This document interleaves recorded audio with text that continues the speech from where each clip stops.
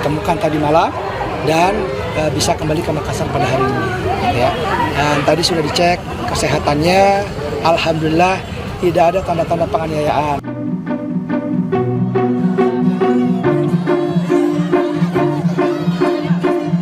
Tangis haru dan rasa syukur dirasakan orang tua balita yang berhasil diselamatkan dari penculikan.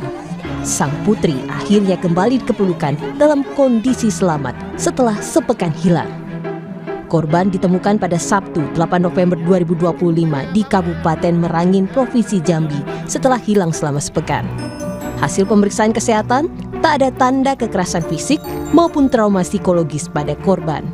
Ditemukan tadi malam dan bisa kembali ke Makassar pada hari ini. Ya. Dan tadi sudah dicek kesehatannya, alhamdulillah tidak ada tanda-tanda penganiayaan, ya, dan kondisinya juga baik. Secara psikologis juga sudah dicek, ya. Dari Bu Kadis juga sudah ngecek semuanya, alhamdulillah dalam kondisi yang sangat baik. Anaknya juga ceria, baru kita terima anaknya, ya. Jadi akan kami dalami pelaku-pelakunya, jaringannya, tindak pidananya.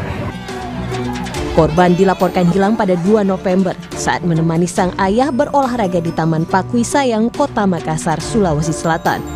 Dalam rekaman CCTV, korban dibawa secara tergesa-gesa oleh seorang perempuan tak dikenal.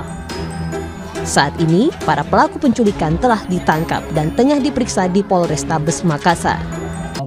Jadi untuk kejadian sendiri memang sudah sekitar 1 minggu, 6 hari yang lalu. Dan anggota kami memantau pergerakan dari pelaku ini melalui saksi-saksi yang ada di lapangan, juga CCTV yang kami lihat. Nah, dari pengembangan para pelaku itu diketahui ada pelaku yang ternyata tinggal di tempat lain, gitu ya, sehingga kami juga mendatangi ke sana, ke Jawa Tengah, dan dari situ kami mendapatkan keterangan bahwa korban sudah berada di Jambi. Nah, ketika berada di Jambi, kami berupaya juga untuk melakukan pelacakan, di mana korban ini diserahkan terakhir kepada orang yang melakukan transaksi untuk mendapatkan anak tersebut. Sehingga dari situ kami berhasil menemukan anaknya di Jambi, di tengah pedalaman begitu, tengah hutan. Setelah itu kami bernegosiasi untuk bisa mengambil kembali anaknya dan bisa kembali lagi ke Makassar pada hari ini. Oke, dari peristiwa ini ada berapa pelaku yang terlibat, Pak? Dan selama sepekan hilang, korban dibawa kemana saja? Untuk pelaku, besok kami akan rilis.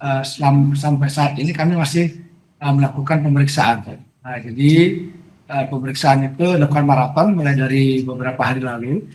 Besok kami akan rilis beberapa pelaku dan perannya masing-masing. Oke, berarti bisa dibilang pelaku ini tidak hanya dari Makassar yang kemudian tadi di rekaman CCTV yang hanya menggeret korban begitu ya Pak? Berarti ada ada pelaku lainnya begitu yang kemudian membentuk sebuah jaringan untuk melakukan peristiwa ini? Nah, yang jelas memang pelakunya ada beberapa, ya, karena memang ini kan dilakukan dari satu tempat ke tempat lain. Jadi ada beberapa, dan ini masih kami lakukan pemeriksaan semua. Apakah pelaku ini bagian dari sindikat penculikan anak, Pak? Karena pelaku menjual melalui media sosial? Ya, memang diketahui ada pemesanan dari orang-orang tertentu untuk mendapatkan korban. Tapi memang ini semua masih kami dalami, Pak Valen. Ada pemeriksaan yang sedang kami lakukan. Nah, insya Allah besok sudah bisa kami jelaskan semua ke halayak umum untuk semua kegiatan mulai dari awal, kemana saja, dan pelakunya berapa orang. Nah, itu besok kami akan jelaskan semua.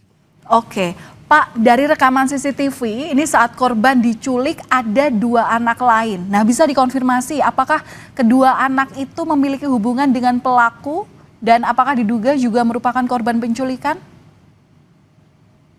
Kalau anak-anak itu yang ada kondisi itu ya tidak ada kaitan. Jadi ini bukan merupakan korban penculikan.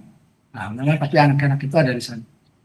Oke, Pak, ini pelaku sendiri masih kami dalami siapa. Mungkin ada yang tahu anak tersebut. Oke, Pak, ini juga menjadi imbauan kepada masyarakat sekitar. tentu memang penjagaan, pengawasan itu adalah yang utama yang harus diterapkan oleh orang tua, termasuk juga orang-orang terdekat dari anak. Tapi kalau melihat modus operandinya, ini bagaimana peristiwa ini bisa terjadi? Apa yang biasanya dilakukan oleh pelaku penculikan anak seperti ini?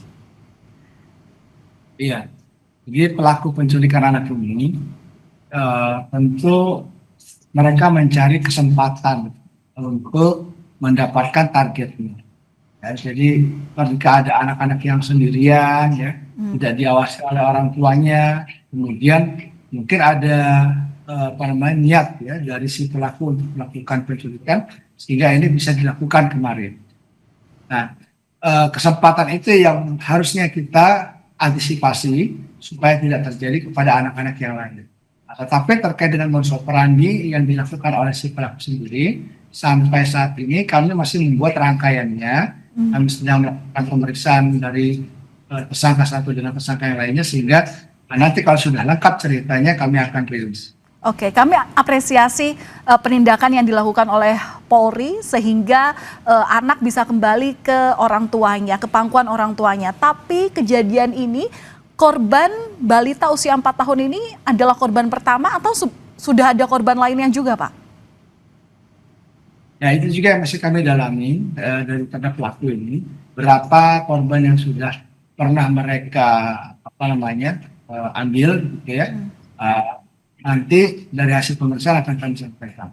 Tapi korban ini yang kami dapatkan kemarin itu sudah kami lakukan pemeriksaan dan kesehatannya juga cukup baik, ya, sangat baik, malah secara psikologis juga sangat baik.